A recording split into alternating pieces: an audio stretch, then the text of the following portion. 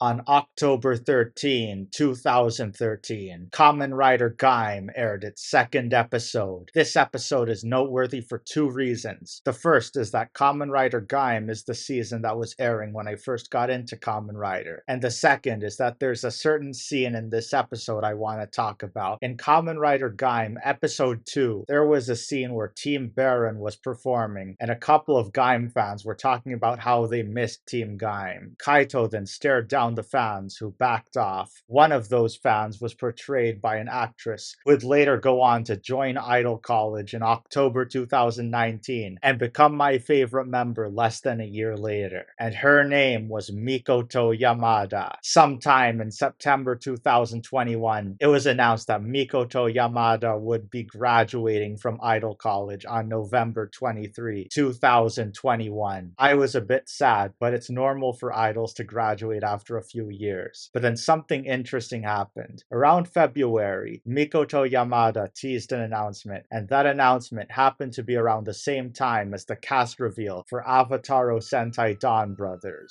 Haruka Kudo was cast as Lupin Yellow after graduating from Morning Musume, so I thought Mikoto Yamada would be cast as one of the main characters in Donbrothers. But that did not happen, and that announcement, it was that Mikoto Yamada would be starring in a theatrical performance that was unrelated to Super Sentai, but I still had hope that she could be in Donbrothers in some way.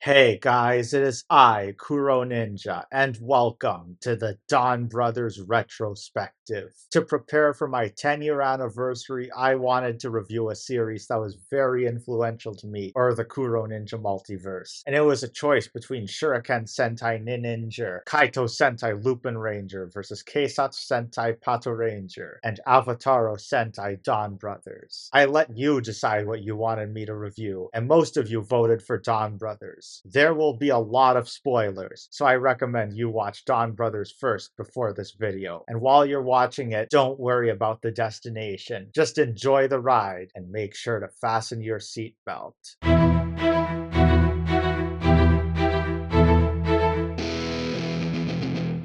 The episode begins with a flashback to a time when some guy noticed a peach fall into the lake. Inside the peach was a baby, and he would go on to raise him. Flash forward into the present, the story is focused on a girl named Haruka Kito. She is an award-winning manga author who's popular in her class. One night, she is attacked by a monster, but then the monster is vanquished by a guy in a blue suit who transforms into an armored hero. Later, Haruka is in a cafe when suddenly she's randomly chosen and given a pair of yellow sunglasses. She then notices a lot of stuff, including that some people are actually beings called Anoni, and there are doors that teleport her to other parts of Tokyo. Later, Haruka finds out that she has been accused of plagiarism. She loses her popularity and her boyfriend breaks up with her. She then ends up in some kind of pocket dimension with a prisoner who tells her to find someone named Momoitaro and swear loyalty to him, so that what was lost from her can be found. All we know about him for now is that he never lies. Meanwhile, a delivery guy visits someone who's very grumpy and cleans up his room so he can study for the bar exam. The delivery guy says that he brings good fortune wherever he goes. Haruka encounters this delivery guy but doesn't realize that his name is Momoitaro. She thinks Momoitaro is someone else, and more specifically, the guy in the blue suit. That's when she's called to another battle, where her classmate who quit the table tennis team has turned into a monster out of a desire to become stronger. In this battle, Haruka is transformed into Oni's sister again, where she runs into the guy in the blue blue suit, but it turns out he is not Momoitaro, and he attacks her this time for joining the Dawn Brothers. Then she meets another ranger on the team, but he's someone else named Kiji Brother. The guy in the blue suit finishes off the monster and turns another guy into one after sensing his desire to win a gold medal. And then that's when the red ranger of the team makes his presence known, making a grand entrance. He shows up and takes down the monster, but then turns into a giant in a parallel world. The red ranger then gets out his motorbike and combines with Juran Tirano from Zenkaiger, who is summoned by a mysterious warrior who looks like a monochrome version of Zenkaiser, and the monster is defeated. I have done videos where I rewatched Ninja Sentai Kakuranger and Samurai Sentai Shinkenger, but this review will be a bit different. What makes Dawn Brothers different from Kakuranger or Shinkenger is that I got to watch the episodes live and see new information about this series get revealed in real time, so this won't just be a review of Dawn Brothers, but it'll also include my own personal experience with the series. Normally I do not talk about the higher powers of Earth Zero other than what is necessary for the review, but I feel like it's important to talk about them for this season because it might give some context. The higher power in charge of writing Dawn Brothers is Toshiki Inoue, known for writing Chojin Sentai Jetman. He was also the head writer for Kamen Rider Faiz and Kamen Rider Kiva. I had not watched any of those, so I had no idea what his writing style was like. From what I understand, he's good with creating interesting characters and drama, but not that strong when it comes to structure and pacing or incorporating the artifacts into the show. Speaking of artifacts, I started reviewing Dawn Brothers to celebrate my 10-year anniversary. I've been using the word artifact a lot. Most tokusatsu, especially the big three of Super Sentai, Kamen Rider, and Ultraman, have a lot of artifacts they like to promote. The artifacts and the concept of the show are usually the first things the higher powers think of when developing a new season, even before coming up with the plot or the characters. And these artifacts take the form of the characters' power-ups, vehicles, giant robots, etc. Even though these artifacts can be bought in many stores in Japan on Earth Zero, I want the story to feel immersive, and so I need to talk about these things as they are presented in the show, and not as something you can buy and put on your shelf. That's why I call them artifacts, and not the other more degrading word that starts with T and has 3 letters in it. The most important artifacts for Super Sentai and Kamen Rider are the collectibles, and for Avataro Sentai Dawn Brothers, those are the Avataro gears, a continuation of the Sentai gears from the previous season, Zenkaiger. This season seems to have a lot of stuff it borrowed from Zenkaiger, such as references to past Sentai seasons and the existence of a character with the same name and appearance as Kaito Goshikida. One more thing I'd like to mention is the theme music. The opening and ending theme both sound very catchy, and I like both of them, especially the ending theme. The way the ending theme plays is very smooth, and I usually skip the ending theme in Sentai, but not for this show. The opening and ending themes were performed by Win Morisaki, and this is significant to me because he was cast in Ready Player One, a movie I watched in the theater while I was on a date. The characters of Dawn Brothers can be divided into 3 groups. We got the Dawn Brothers themselves, the Hitotsuki, and the Noto. The Dawn Brothers are based on the tale of Momotaro, a popular fairy tale in Japan. The story goes that Momotaro was born from a peach, and when he grew up, he left to fight an Oni. On the way, he gained 3 companions, a monkey, a dog, and a pheasant, by feeding them kibidango in exchange for their service. And together, they took down the Oni and returned to the village with its treasure. Don Momotaro is of course the leader, and 3 of the Dawn Brothers are based on Momotaro's companions. It's interesting that one of the Dawn Brothers is based on an Oni, who fought against Momotaro in the original tale. The Noto are the antagonists of the series, though they are not exactly villainous. The Noto, just like the Dawn Brothers, are also fighting against the Hitotsuki, but they seem to be doing it because they're against selfish human desires, which the Hitotsuki manifest from. They come from the world of Ideon,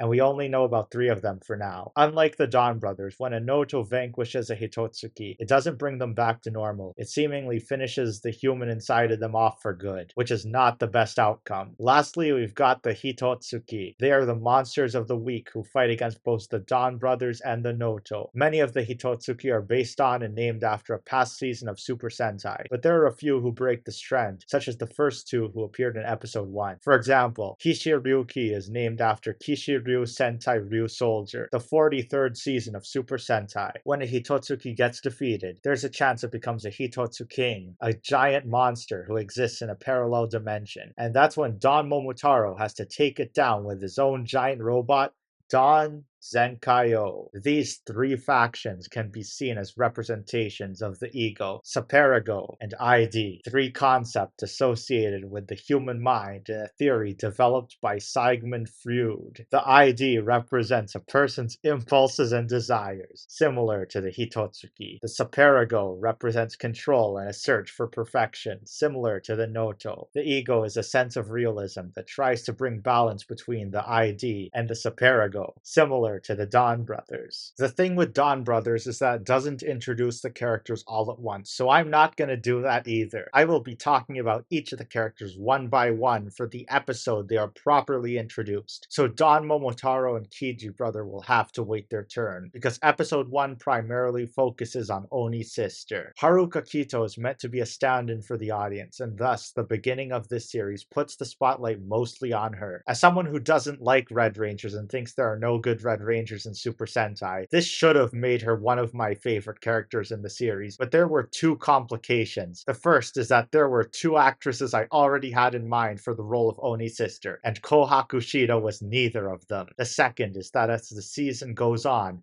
and the spotlight leans more towards Don Momotaro, Haruka becomes more of a comic relief character, and if you're like me and you're not a fan of comedy that relies on making goofy faces, you might get tired of her style of comedy very fast. This is also the introduction of Sonoe, the first of the Noto generals. The Noto's armored forms are homages to old tokusatsu, and Sonoe's armor is based on Chojin Barum 1. That is all I can say about him for now.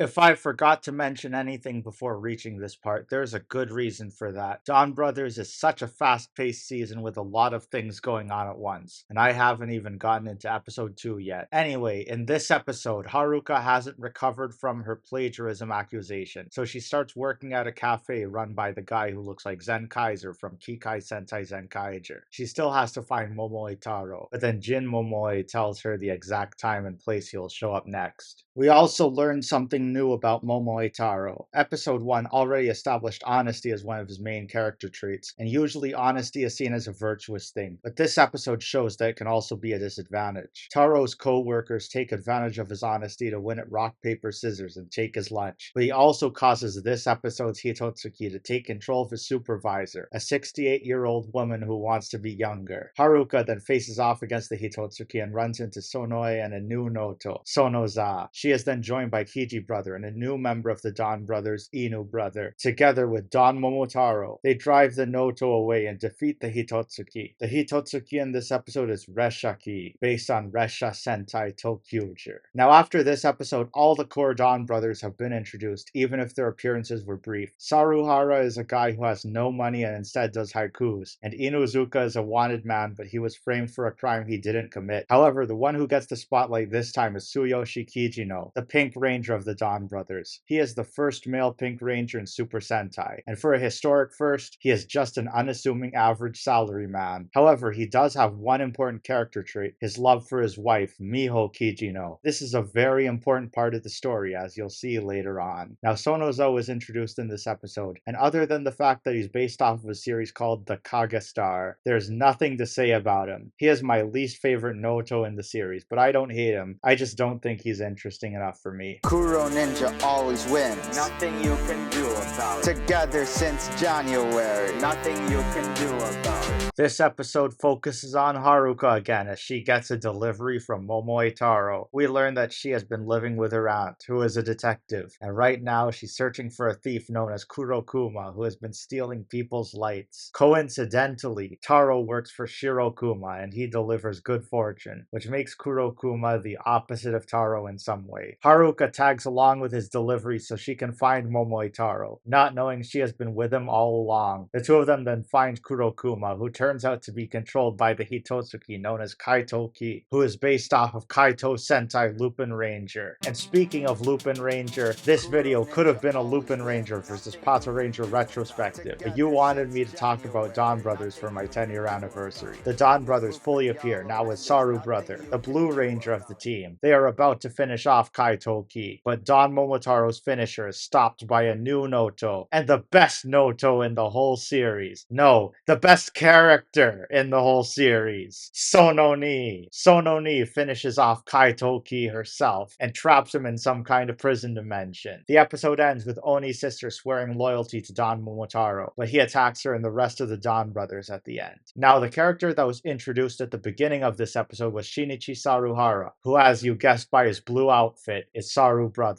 Shinichi is an interesting character who lives a lifestyle of spending no money at all. He is the opposite of a materialist, and his character is what most people think Japanese philosophy is like, right down to his practice of reciting haikus. Later on, his lifestyle is more clearly defined as wabi-sabi, an aesthetic based on finding beauty in imperfection. For some reason, I first learned about wabi-sabi because of some connection to Riho Sayashi, a former member of Morning Musume who became a solo artist who I think is underrated. I don't know what connection this concept has to a J-pop singer, but if you've got an idea, please let me know in the comments. But I've spoken enough about Saru brother. The real star introduced in this episode was Sononi, my favorite character of this season. Sononi is portrayed by Amisa Miyazaki, who was a member of the idol group Mysteer at the time Donbrothers was airing. Sononi's transformed form is based off of an old tokusatsu, Seigi no Shinboru Condor Man. I used to consider myself the #1 Sononi fan, but I'm not sure if I am anymore.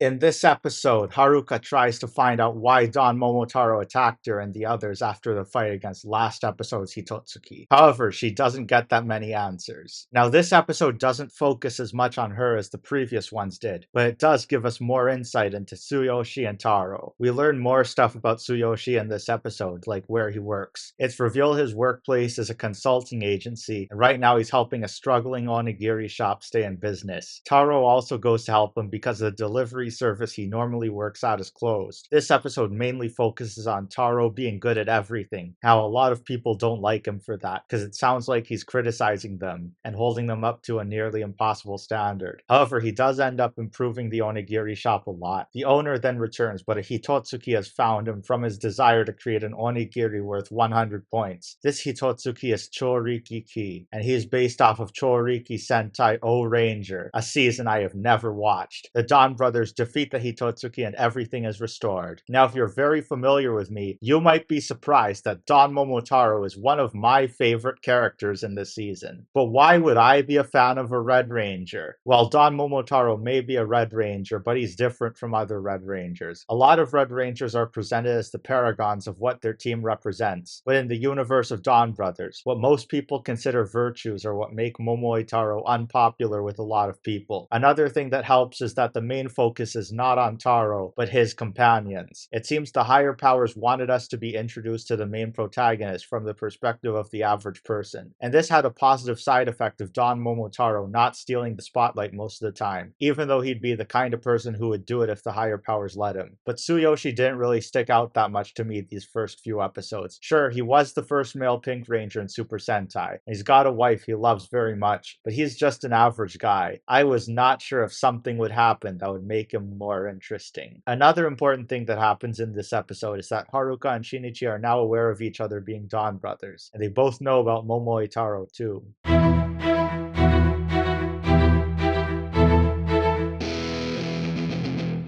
Episode 5 is one I've been waiting to cover because it focuses on my favorite member of the Don brothers and my third favorite character of this season, Tsubasa Inuzuka, also known as Inu Brother. Tsubasa is introduced as a man on the run, wanted for a crime he claims he didn't commit. Haruka runs into him in the Shirokuma delivery base and he takes her hostage to avoid the cops, but she decides to stay with him to get inspiration for a manga. Soon they are joined by Tsuyoshi, followed by Taro, followed by Shinichi. The 4 other Don brothers then become acquainted with Tsubasa. We learn about the disappearance of Tsubasa's girlfriend, Natsumi. We also find out he is a wanted criminal because of an incident that happened a year ago, related to said disappearance, and he can't tell anyone about it for 1 year. What's really interesting is that Natsumi looks very similar to Tsuyoshi's wife, Miho. Now, the Hitotsuki in this episode is Keisatsuki, based on Keisatsu Sentai Pato Ranger. Keisatsuki has taken control of the detective Kenji Sayama, who is nearing retirement and has developed an obsession with a arresting Tsubasa. He doesn't really do much in this episode until the end, but I have a feeling Detective Sayama will return later in the season.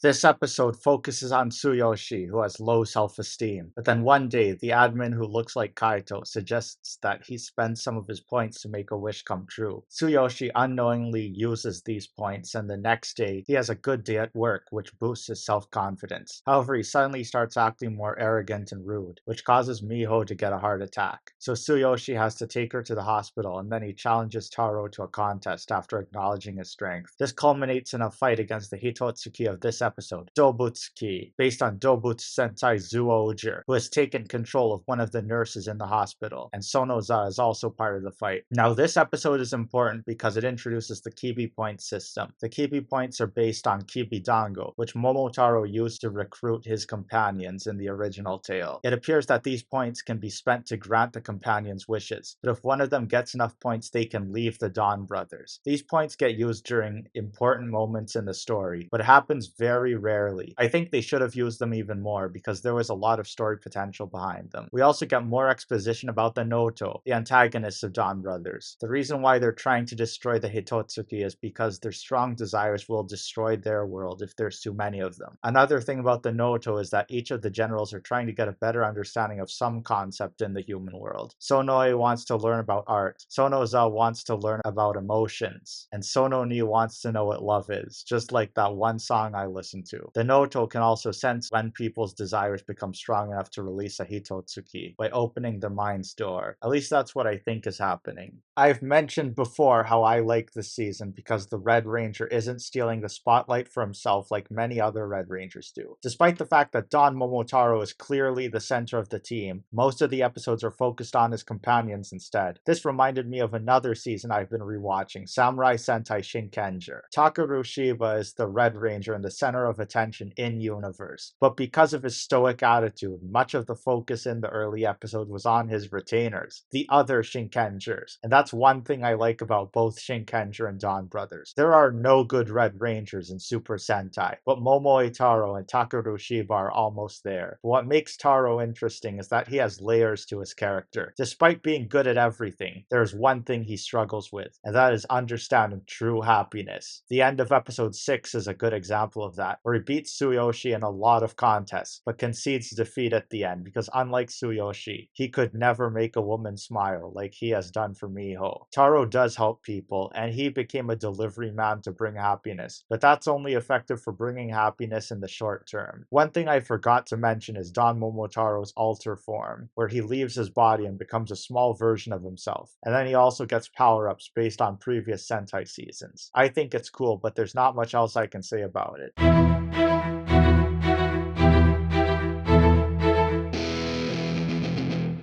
In this episode, Haruka is in a class taught by guest instructors, and this time the teacher is Shinichi Saruhara, who gives a lecture on using imagination. Then Taro shows up as the other guest speaker who beats the other students in challenges. The Hitotsuki in this episode is Chikyuki, based on Chikyu Sentai 5-Man. I haven't seen 5-Man, but the Yellow Ranger reminds me of the Flowery Kunoichi team's Pink Ranger. Chikyuki is the principal of the school who has been kept out due to allergies, but he has the strong desire to enforce the rules. Other than that, not much happens in this episode.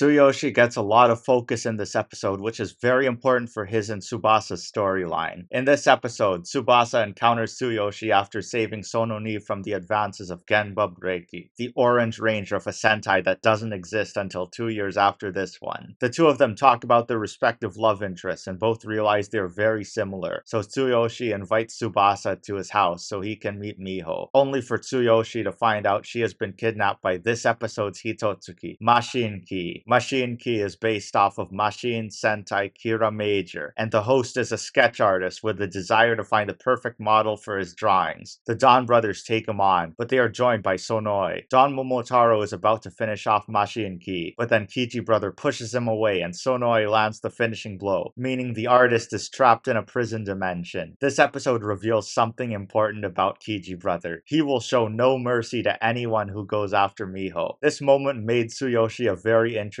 character, and it was very obvious what would happen next. The real question was not if he would become a Hitotsuki, but when. Now, the storyline with Tsuyoshi isn't the only important moment in this episode. Episode 8 also features the emergence of a relationship between one of the Don brothers and one of the Noto. That's right, I'm talking about Momoitaro and Sonoi. This episode shows that the two of them at least have respect for each other. Now, if you're familiar with my channel, you know I'm not the kind of person who is interested in pairing the different characters with each other. I am especially not a fan of when the pairing is between the Red Ranger of the team and another Ranger on the same team. But Don Momotaro and Sonoi are not on the same team. They are still enemies in this episode, at least when they're transformed. But this is the specialty of the higher power in charge of writing this season.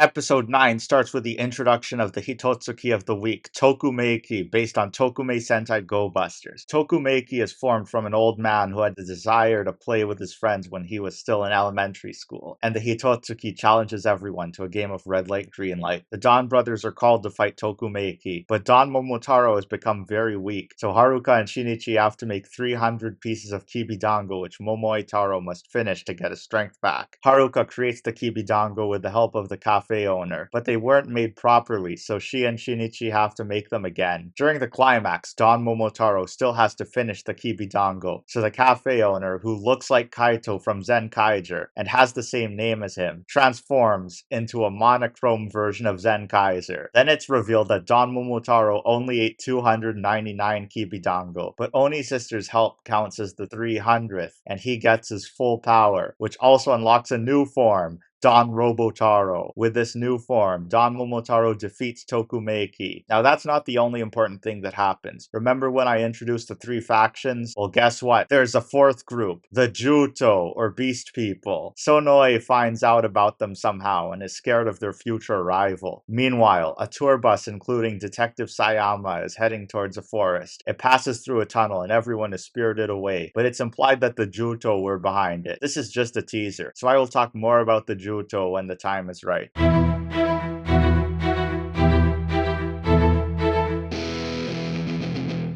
The week before episode 10 was released, Mikoto Yamada had an announcement scheduled for the afternoon. This wouldn't normally be a big deal, but the preview for episode 10 teased Haruka giving up her powers and the appearance of someone else as Oni's sister. And for that moment, I was hopeful that this would be the moment where the new Oni sister would be portrayed by Mikoto Yamada. But then that announcement came, and it turned out Mikoto Yamada was not going to appear in Donbrothers, but instead she was joining a theater troupe, so there was no way she could appear in any future episodes either. After noticing that the new Oni sister in the preview looked nothing like Mikoto Yamada, I realized that my dreams of seeing my favorite idol in Super Sentai had shattered before my very eyes. And for a moment, I could imagine how Haruka must have felt when her dreams of being a successful manga artist got crushed. And if she could get rid of those plagiarism accusations by leaving the Don brothers, I understand why she would do it. That is exactly what Haruka decides to do in this episode, and she is immediately back to being an award-winning manga artist, now with a sequel to First Love Hero. However, she's being followed by another girl. Then Haruka gets attacked by a Hitotsuki who's been going after manga artists, Kaizokuki, based on Kaizoku Sentai Go Kaiger. The girl turns out to be the new Oni sister, who replaced Haruka when she left the team. After spending some time together, Haruka realizes her relations with Shinichi and Taro have declined. She also learns that the new Oni sister is Marina Maeda, who was originally a photographer until she was chosen to become Oni sister. During another encounter with Kaizokuki, Haruka realizes that Marina's life is ruined because of her, and so she runs over to the guy who looks like Kaito and asks him to make her part of the team again. Haruka then returns to the battlefield as Oni's sister, now with a new weapon, and the Don brothers all defeat Kaizokuki. This episode is an interesting one because it shows what happens when someone leaves the Don brothers. This also implies that the current members of the Don brothers are probably not the first, and there might be other temporary Don brothers in the future. We also got the introduction of the other Don brothers Brothers Robotaro forms in this episode. Although the artifacts aren't promoted that much in the story, their introduction still feels like a big milestone in the team's growth. I feel like the Robotaro forms signify Haruka now having committed to being Oni's sister. And so the Dawn Brothers, who started out as random people, are now getting closer together. Maybe they might end up combining together to form the Dawn Brothers giant mecha, and Dawn Momotaro won't have to use Dawn Zenkaio anymore.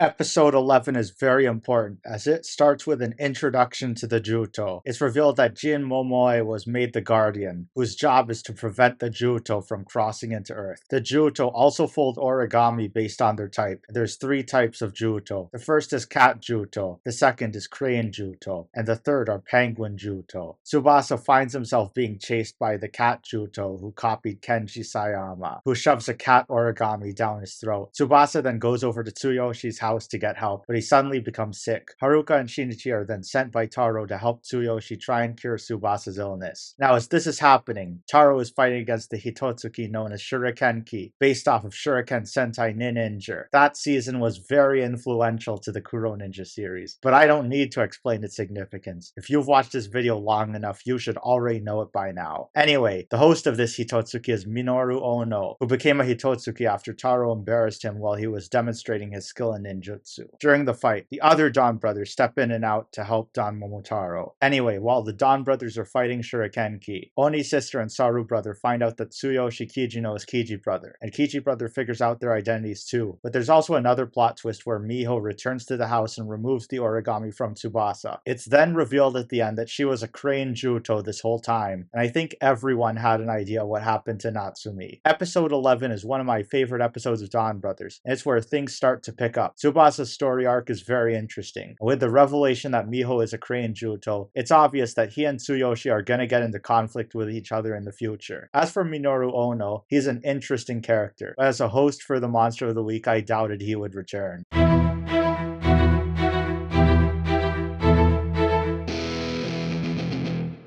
This episode focuses on Momoe Taro and his inability to tell lies. This is one of the reasons for his unpopularity, and while you may think it's because he's following some kind of code of honor at first, that's not the case. It turns out Taro can't tell lies, because if he does, he will kick the bucket. In contrast to Taro's honesty, we've got an idol named Kira Kirara, who turns out to be a compulsive liar. One of her claims is that she's the #1 idol in Japan, which I knew was a lie, because first, she hadn't made her debut yet, and second, Momoshikiya Furuki no Kiba no Shinobuni mo Nawama Ryaru Mukashi Narikeri had already joined Plank Stars by the time this episode first aired. Anyway, there's a Hitotsuki that showed up who's targeting idols. This Hitotsuki is Uchuki, based on Uchu Sentai Kyuranger, one of my favorite seasons of Super Sentai, just like how I'm a big fan of idols. In fact, the host of this Hitotsuki is an idol otaku with a desire to have all the idols for himself, something that is frowned upon. The Dawn brothers defeat the Hitotsuki, and then they combine for the first time into the team's official mecha of the series, Dawn Oni Taijin. By the way, this episode had an appearance from an actual idol, Tomi from the group Nini. After watching the episode, some of their songs got recommended to me on Spotify, and I had no idea she was part of it. What's even more interesting is that she's got a connection to Yodonna and Reika Shindai from Kamen Rider Saber, and the 3 of them appeared in the final part of Yodonna's spin-off series, along with Bouquet from Gozuger. Nini has good music, but probably disbanded by the time you reach this part of the video. This episode was also when I had suspicion that there was a character in Dawn Brothers based on myself. I thought it was the Hitotsuki, since Kyuranger is one of my favorite seasons of Super Sentai. It wasn't until many episodes later that I realized I was onto something, but I had been barking up the wrong tree. There is a character who I believe is a Kuroninja reference, and it's one of the main characters. But if you want to know who I'm talking about, you're gonna have to wait for part 2.